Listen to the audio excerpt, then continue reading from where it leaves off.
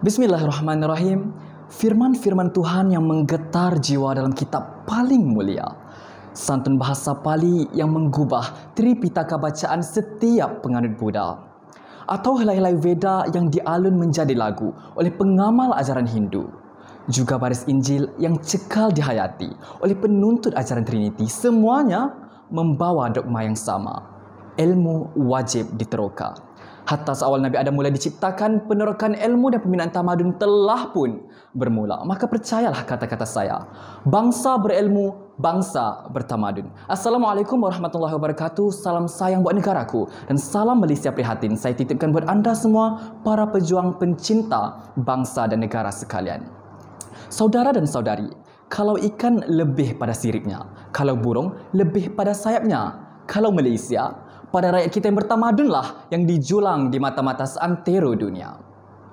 Hadirin, Dr. Said Akhtar dalam makalahnya The Islamic Concept of Knowledge telah mendefinisikan tamadun yang diambil daripada perkataan Latin, yakni civilis, membawa maksud warga negara yang berpadu dalam kerangka politik, sosial, ekonomi dan institusi agama untuk menjadi negara maju dalam setiap penjuru. Tuntasnya, mauduk bicara bangsa Malaysia, bangsa bertamadun ini mengajak kita menyelami dan mendalami ilmu-ilmu keunikan dan keagungan rakyat Malaysia dari segenap perspektif yang menjadi kunci kepada tersemat hormat, terhakis prejudis dan terbina rasa cinta dalam jiwa rakyat Malaysia keseluruhannya. Saudara dan saudari sekalian, kata mereka, rakyatnya berbilang bangsa dan budaya mustahil untuk hidup bersama. Namun hadirin telah kita buktikan, ianya tidaklah mustahil. Sekian lama selagi mana yang lama dikelek, yang baru didukung. Hingga ke hari ini, negara kita masih aman harmoni. Sejarah telah menjadi saksi bisu. Perang Huang Hai di China, Perang Pugachev di Rusia, atau Perang Kansas di Amerika. Semua ini berkongsi satu persamaan. Perang-perang ini adalah perang sesama warga, bahkan sesama saudara. Saya khawatir bibit-bibit perpecahan ini akan muncul dalam kalangan warga kita. Tetapi syukurlah kita sebenarnya mempunyai satu formula yang menyatukan dan memastikan keamanan rakyat Malaysia. Maka sememangnya ia adalah rukun negara yang merupakan teras identiti nasional.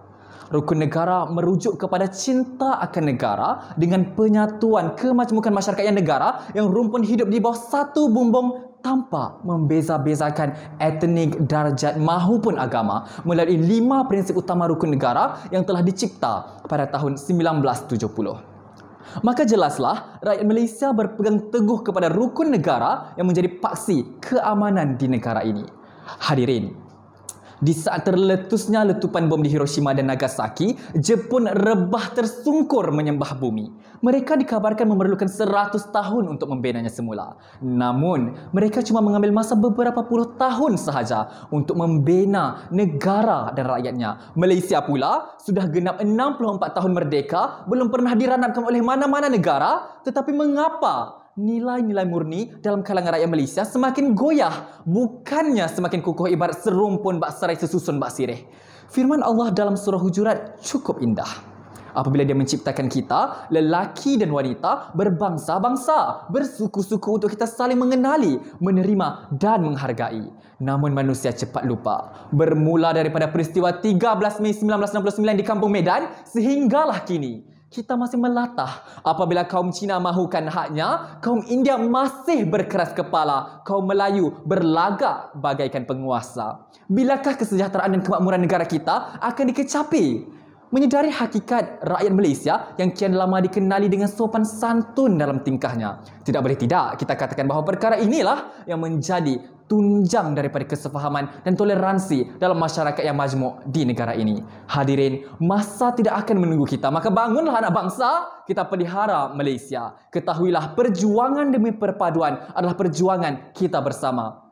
Khulasahnya, betapa membina tamadun tidak sesingkat awan menjadi hujan, pasir menjadi debu dan api menjadi abu. Tetapi satu perkara yang perlu kita tahu, prosesnya tidak akan berhenti dan asasnya hanya satu, iaitu ilmu.